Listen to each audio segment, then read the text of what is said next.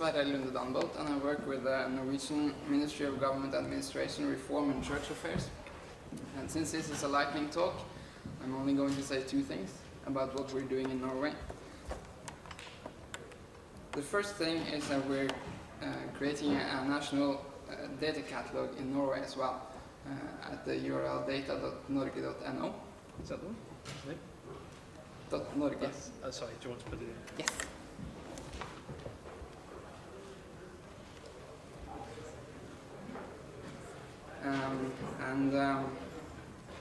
As Sam Seaborn in the TV show West Wing says, good writers borrow from other writers, great writers steal from other writers. I think Aaron Sorkin probably stole that from someone else. We are going to steal something from another great national data catalog, Data Gov UK. So we're building this data catalog on CCAN, which is also great, and Drupal. But we are going to make it much better. As I also think great writers do, they steal and make it better.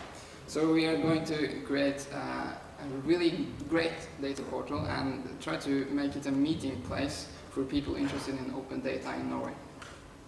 The second thing I'm going to tell you about is the announcement, which you've probably read some of already because people tend to read on screens if they get them in front of them.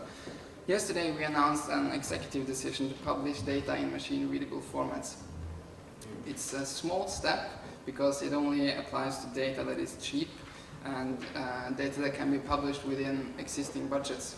So we're picking the low-hanging fruits, but it's an important step because it makes it possible to have experiences and learn more about this subject, which is fairly new.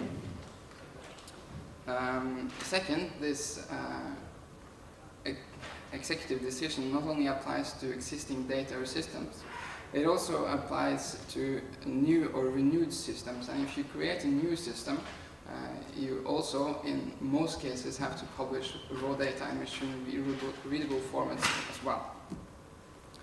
So to finish up, I'm going to say that I'm really excited about this camp.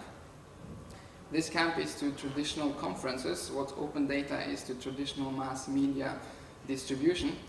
In traditional conferences, there's one guy standing in front and talking to a lot of people, which is what we're doing right now.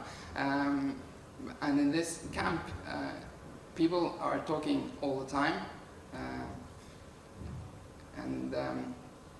It's possible to compare this to the change that open data creates, because instead of having a master copy that is created somewhere and then distributed to a lot of people, with open data you can have a lot of data and then the people who need that data can get exactly what the data they wish to have. So this is really interesting and we hope that we can make connections and become friends with the people in the UK. 4 or 5 of the best and brightest people in open data in Norway are here today. So